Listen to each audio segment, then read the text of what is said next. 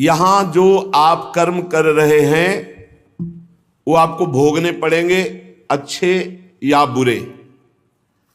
बिना भोग के ये नष्ट नहीं होते।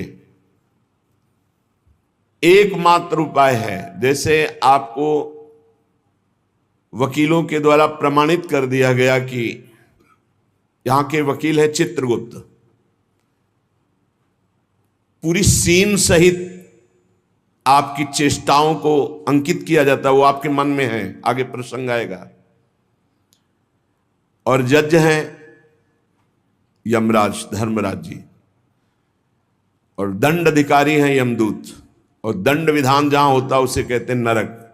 तो जैसे यहां जज ने कानून से अपराध करने वाले को दंड दे दिया, जाओ तुम्हें फांसी की सजा, राष्ट्रपति का अधिकार है, वो पूरा माफ कर सकता है। ऐसे ही राष्ट्रपति हैं भगवान श्री हरि।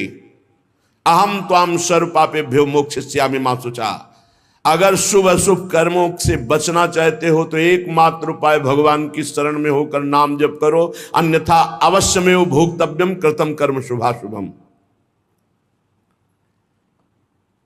सुमति जी अपने पिताजी को बता रही, यमदूत ने कहा महाराज, मृत्यु लोक में मनुष्य जो पुण्य और पाप करता है बारी बारी से उसे भोगना पड़ता है।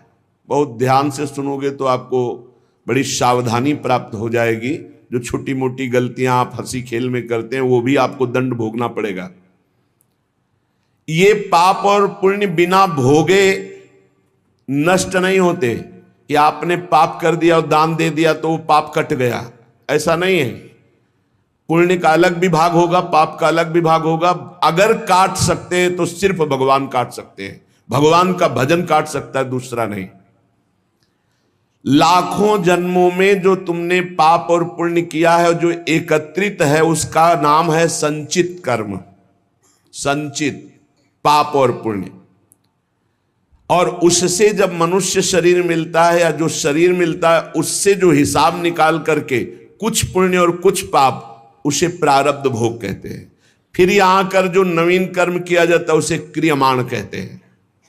मनुष्यों के लिए जो उनका जमा हुआ पाप और पुण्य है वो अंकुरित होकर बढ़ता रहता है, ब्याज दर ब्याज। बहुत दुर्गति होती है, इसीलिए बहुत जन्म हम भोगे तो भी अपने संचित कर्म को नहीं भोग सकते।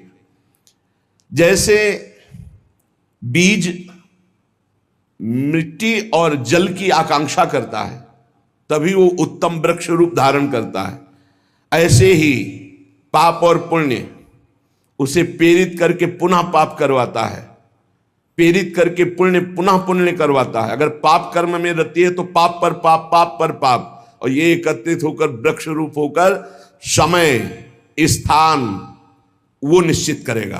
पाप तुम्हें कहां दंड देना है, समय स्थान। बुरी दशा आने के पहले बुद्धि बदली जाती है, उसकी बुद्धि बदल दी गई। आप ना आवे आप पर ताई तहां ले जाए, वो वहीं ले जाएगा, उसी स्थान पर मारा जाएगा, उसी स्थान पर जो दंड उसे मिलना मिलेगा। जैसे आपने छोटा पाप किया तो आपके चलते समय पैर में कांटा चुभेगा और दुख होगा। कांटा निकाला गया, थोड़ी दिन वहां दर्द रहा, खत्म हो गया, आपका पाप क्षय हो गया। छोटा पाप कोई, आगे बताया जाएगा कौन कौन से पाप से कैसे कैसे दंड मिलते हैं। अब अगर आपसे थोड़ा बड़ा पाप बना है तो वही पैर में लोहे की कील बनकर चुभेगा, कांटे की जगह लोहे की कील, अधिक दुख होगा। और बड़ा पाप बना है तो खजूर का कांटा, बड़ा कील, ऐसे आपके पैर में चुभ। बिना पाप कर्म के कहीं भी किसी को कोई भी दुख नहीं हो सकता।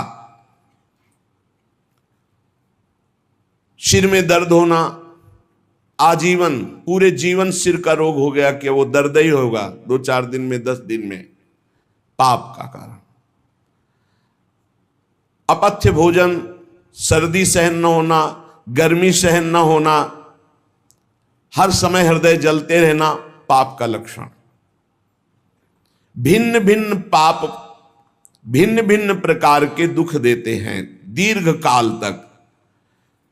शस्त्र और अग्नि आदि का भय ये पाप के कारण होता है।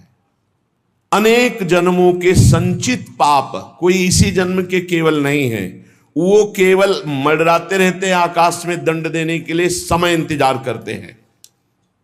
जैसे नरक में पड़े हुए जीव तुम देख रहे हो, घोर पाप का फल भोग रहे हैं। केवल दिखाया गया था नरक, जानते हो किस बात से? कल याद होगा, सुमति जी ने पानी पीने जाने वाली गौओं को वैश्य कुल में 7वें जन्म में जन्मे जब थे तो उन्होंने उनको नहीं पीने दिया। इसके अपराध से उनको नरक दिखाया गया था। तो वो यमदूतों से प्रश्न करते जाते हैं और उनका उत्तर यमदूत देते जाते हैं। ये जो तुम देख रहे हो तड़पते हुए जीवों को नरक में, महापापी लोग हैं, अपने पाप का फल भोग रहे हैं। जब कोई पुण्यात्मा होता है तो स्वर्गलोक में जाता है, देवताओं के साथ रहता है, गंधर्व उसका गुणगान करते हैं, अप्सराओं का नाना प्रकार से सुख उठाते हैं। और जब पुण्य भोग क्षीण हो जाता है तो फिर यहां आकर के मनुष्य लोक में अपने कर्मानुसार जन्म लेते हैं। राजन, ये जो तुमने पूछा कि किस किस पाप से पापियों को कौन कौन सा नरक में दंड मिलता है, वो मैं बतला रहा हूं।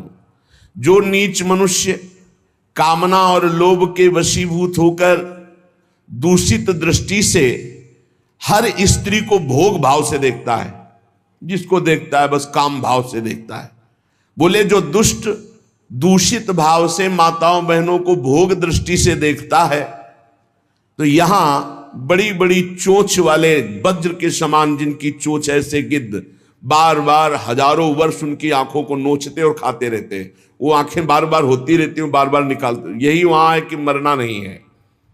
उनकी दोनों आंखों को वज्र तुल्य नरक के पंछी बार बार निकालते हैं और खाते हैं, और उनके पुनः नए नए नेत्र उत्पन्न हो जाते हैं। इस पापी को पलक झपकने तक के लिए विश्राम नहीं मिलता, निमिष तक के लिए कि थोड़ा चैन मिल जाए। महान दुख होता रहता है, हजारों वर्ष तक उसको इस नेत्र दर्द पीड़ा भोगनी पड़ती है। और फिर जब मृत्युलोक में जन्मता है तो नेत्र रोगी पैदा होता है। वो यहां पैदा होगा नेत्र रोगी, या नेत्र ही नहीं है या नेत्रों में दिखाई नहीं दे रहा, कई तरह के व्यवधान, जिन्होंने नेत्रों का दुरुपयोग किया। अब जिन लोगों ने, जिनको तुम देख रहे हो इनकी जबान काटी जाती है, बार बार जबान नोची जाती है, ये वो लोग हैं जो शास्त्र का गलत उपदेश किए हैं, गलत अर्थ किए हैं, अपनी वासना की पूर्ति के लिए शास्त्र का गलत प्रयोग किए हैं, जो किसी को गलत सलाह दी है, तो इनकी जबान बार बार छोटे छोटे हिस्से में तलवार से काटी जाती है।